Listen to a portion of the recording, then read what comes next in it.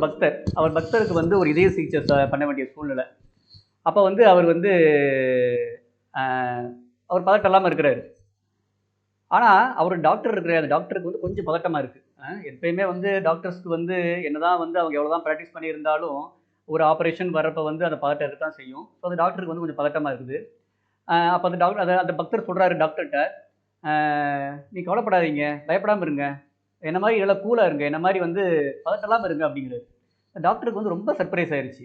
அவருடைய அந்த எப்படி வந்து இவர் வந்து இந்த ஒரு சூழ்நிலையில கூட பதட்டம் இல்லாம இருக்கிறாரு அப்படின்னு சொல்லி அவருக்கு ரொம்ப சர்ப்ரைஸ் ஆயிருச்சு. உடனே அவர்ட்ட கேட்கிறாரு, "நீங்க எப்படி கவலைப்படாம இருக்கிறீங்க?" அப்படின்னு கேட்கிறாரு. அதுக்கு அந்த பக்தர் சொல்றாரு, "நான் வந்து ஆத்மா அப்படின்னா, நான் வந்து கண்டிப்பா வந்து முழுமுதற் கடவுள்ட்ட போப்போறேன். இந்த இந்த பழைய உடல் இந்த பழைய உடல விட்டுட்டு, அ ஒரு புது உடல் கிடைக்க போகுது. அப்படி இல்லாட்டி நான் முழுமுதற் கடவுள்ட்ட போப்போறேன். அப்படியே நான் ஆத்மா இல்லைன்னா கூட, எனக்கு வந்து அடுத்து வந்து எனக்கு வந்து அ கஷ்டங்கள் அப்படிங்கிறது இருக்க போறது கிடையாது. அப்ப ஏன் நான் கவலைப்படணும் அப்படிங்கிறாரு. ம். ஃபர்ஸ்ட்டு வந்து நான் ஆத்மா அப்படின்னா, ஒண்ணு எனக்கு இது அடுத்த பிறவில நல்ல உடல் கிடைக்க போகுது. புது உடல் கிடைக்க போகுது. இந்த பழைய உடல் போயி ஒரு புது உடல் கிடைக்க போகுது. இந்த கஷ்டம் தரக்கூடிய இந்த இந்த வயசான உடல் போயி ஒரு இளமையான உடல் கிடைக்க போகுது. இல்லன்னா நான் என்னோட முழுமுதற் கடவுள்ட்ட போப்போறேன். ஆத்மா அப்படின்னா.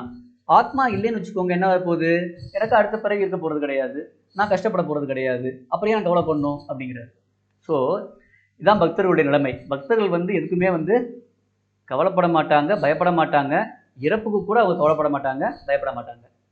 ஆக்சுவலா வந்து கிருஷ்ணர் வந்து பகவத்கீதையில வந்து அத்தியாயம் 8ல வந்து அ ஒருத்தங்க எ எ 2 வகையான இறப்புகள பத்தி சொல்றாரு. 2 வகையான முறைகள்ல வந்து இந்த உலகத்த விட்டு வெளிய போ அ இந்த உடல விட்டு வெளிய போறத சொல்றாரு.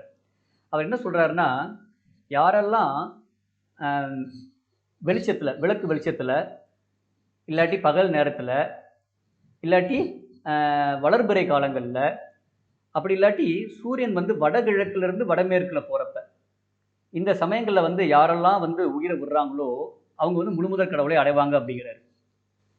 அதே மாதிரி யாரெல்லாம் வந்து இருட்டான நேரத்துல, இரவு நேரத்துல, அ தேய்பிறையில தேய்பிறையில சூரியன் வந்து தென்கிழக்குல இருந்து தென்மேற்குல போறப்ப, இந்த மாரி சமயங்கள்ல வந்து இந்த காலங்கள்ல வந்து உயிர் விடுறாங்களோ, அவங்கலாம் வந்து திரும்ப இந்த உலகத்துக்கே திரும்ப வருவாங்க அப்படிங்கிறாரு.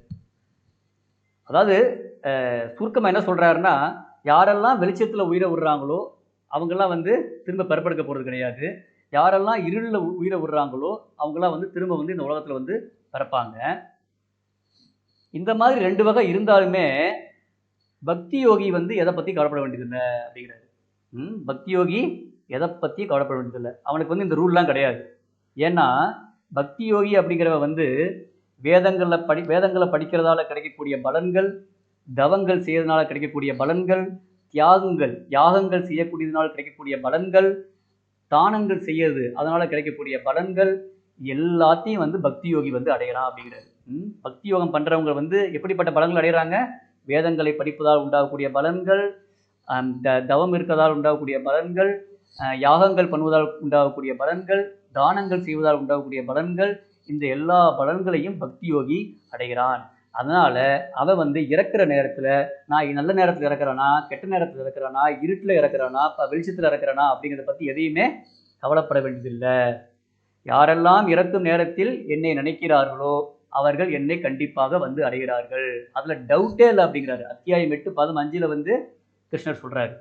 யாரெல்லாம் இறக்கும் தருவாயில் என்னை நினைக்கிறார்களோ, அவர்கள் கண்டிப்பாக என்னை வந்து அடைகிறார்கள் அப்படிங்கிறாரு.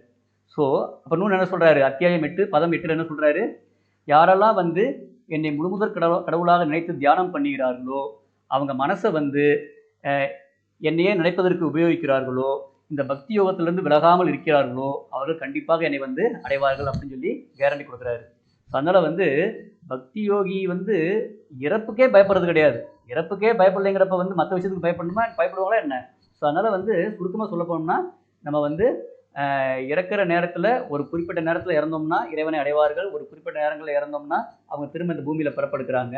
ஆனா பக்தி யோகியா இருக்கிறவங்க எத பத்தியும் கவலைப்பட வேண்டியதில்ல. அவங்க வந்து வீட்ல கிருஷ்ணர வச்சு, அவருக்கு தினமும் வந்து விளக்கேத்தி, பத்தி ஏத்தி, பூ போட்டு, அவருக்கு வழிபாடு பண்ணி, அவருக்கு வந்து உணவ படைச்சு சாப்பிட்டுக்கிட்டு, வீட்ல பகவத்கீதை படிச்சுக்கிட்டு இருந்தாங்கன்னா, அப்படிப்பட்ட வீடுகளில் இறப்பவர்கள் எதற்கும் கவலைப்பட வேண்டியதில்லை. இந்த நேரத்தில் இறந்தாங்களா, அந்த நேரத்தில் இறந்தாங்களா, இப்படி இறந்தாங்களா, அப்படி இறந்தாங்களா, எந்த ஒரு கணக்கும் கிடையாது. இந்த மாதிரி பக்தி யோகம் பண்றவங்க கண்டிப்பா இறக்கும் நேரத்தில் முழுமுதற் கடவுள் கிருஷ்ணர் நினைப்பார்கள். அப்படி நினைக்கிறப்ப கிருஷ்ணன் என்ன சொல்றாரு, யார் இறக்கும் தருவாயில் என்னை நினைக்கிறார்களோ அவர்கள் கண்டிப்பாக என்னை வந்து அடைகிறார்கள் அப்படின்னு சொல்றாரு. ஸோ அதனால வந்து பக்தி யோகி கண்டிப்பா முழுமுதற் கடவுளை போய் அடைகிறார். அதனால வந்து பக்தி யோகிகள் இறப்புக்கு கூட கவலைப்பட வேண்டியதில்லை. சரிங்களா? கவலைப்பட வேண்டியதில்லை, அதோடு பயப்படவும் வேண்டியதில்லை.